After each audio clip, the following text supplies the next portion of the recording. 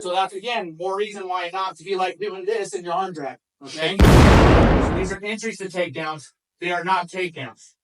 We're really big on entry sparring here, because if I can find my entrance, I can typically find my exit.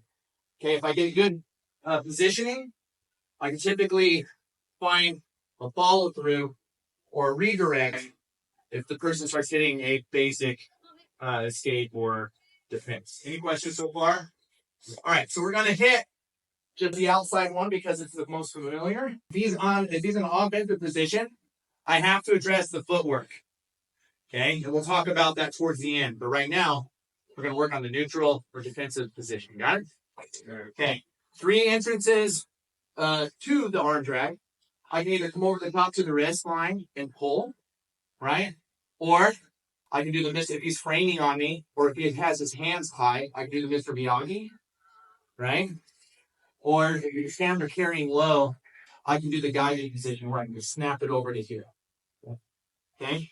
But either one you work on, what I want you to do is fill the gap with your body.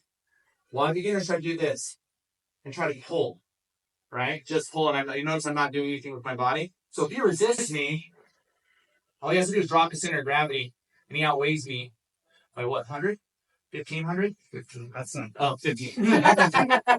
Okay? So when I'm doing this, I got to fill that gap, and my goal is to weigh my head to the center line of his body.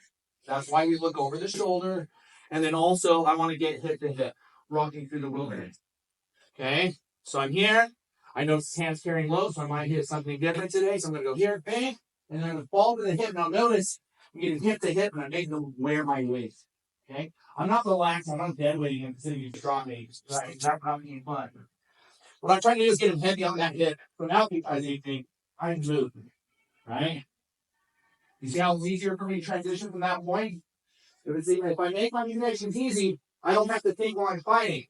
It's really hard to think when I'm fighting because we like to go into fight or flight, which means I'm going to lizard brain. Lizard brain only like to do 2 things: eat and crap. Don't throw crap. Okay. Drill this enough, and you'll get a good, nice drill, and then put it into your regular routine of crap. So let's just work on high position.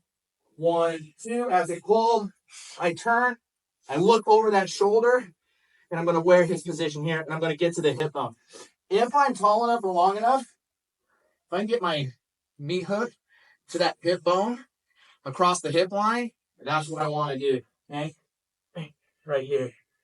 I'm coming in. The other thing is a lot of times when you're working this, people get really relaxed through here, and that's not good. I want to make him wear that position. Got it? All right, all 3. 1, 2, 3. He's not resisting me. I need to make sure as I go, I'm pulling my elbow tight to me. Notice what happened. See how I have a step?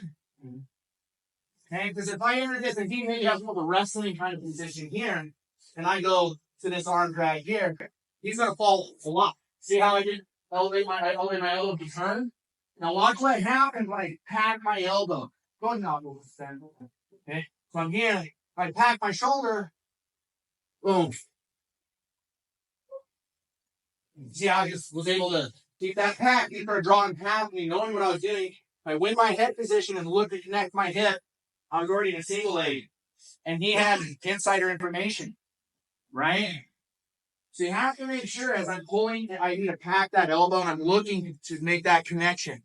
That doesn't mean I'm going to, but if I'm compressing kind of expanding my chest and compressing my elbow back to my side and kind of throwing that hip like I'm throwing across, boom, I'm going to win a good position. And if they defend it, I at least am guiding him into a scramble.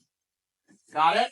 So if I can square up their hip line, all right, what I do is a cross-eyed step. So here, boom, boom, and I pull here and I try to fill that gap. Then if I have to close the knees, I could. Or I would say better for MMA or for the current meta, lower that center of gravity, glue your hip to his hip. All right, so we're here. And then I'm ready to take him for a run. Does that make sense? So I pull as he's stepping, I'm stepping in. I'm trying to weld my hips to his hips. Okay? So, bang, bang. Boom. And notice a couple of things happen here that are really nice.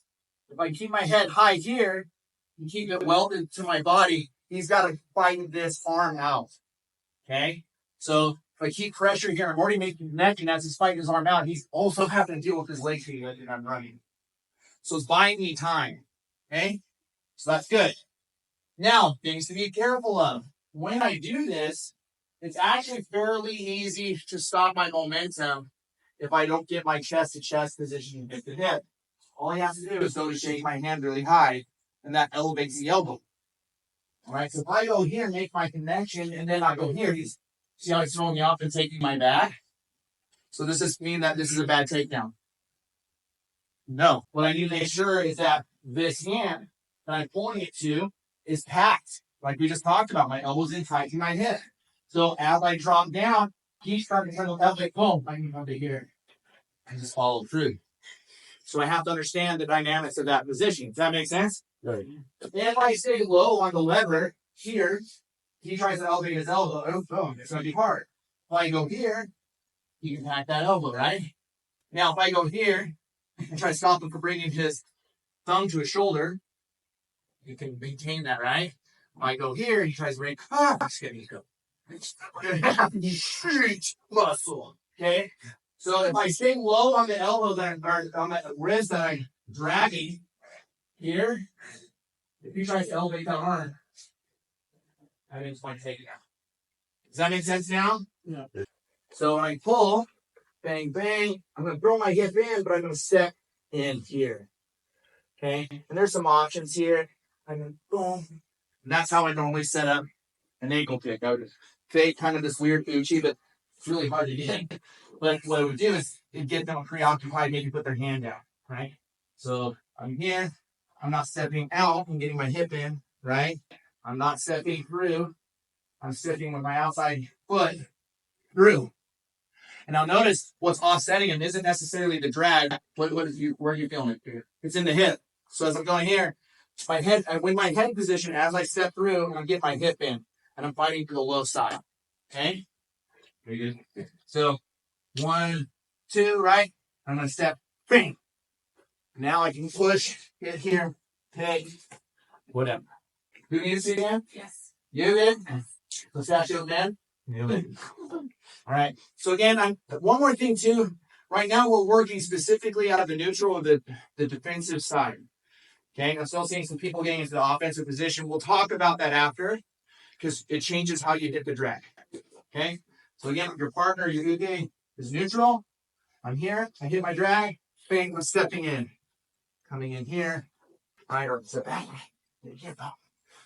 Hey, notice what happens to my chest when I step in. What happened?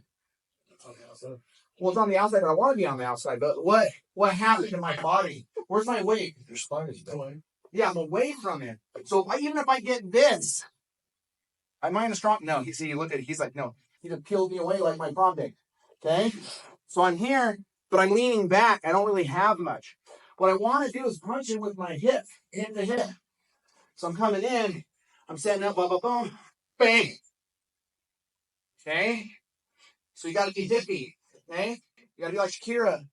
Okay? My hips don't lie. On 3. 1, 2, 3. If you're not used to like hitting this like drop knee, what tends to happen is I see this.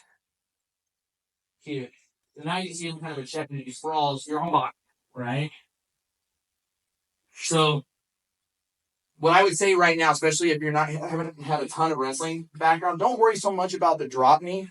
Worry more about lowering your center of gravity through your body. So as I hit this inside, it's here, and I'm focusing on pushing my head into a shoulder and tapping that knee. So it's more like a knee tap, I guess. But boom, go. Right, you see I'm cutting my angle. I'm trying to make it a 90-degree turn as much as I can. So I come into the arm drag, right? Then I hit, and I move it this way, and I run it that way. That way I can manage. I'm pushing my body back into the arm that I just worked so hard to trap. Right? If I push him back here, well, I can fight that arm back a little bit easier. But if I hit here and hit my angle, it's harder for him to square up with me.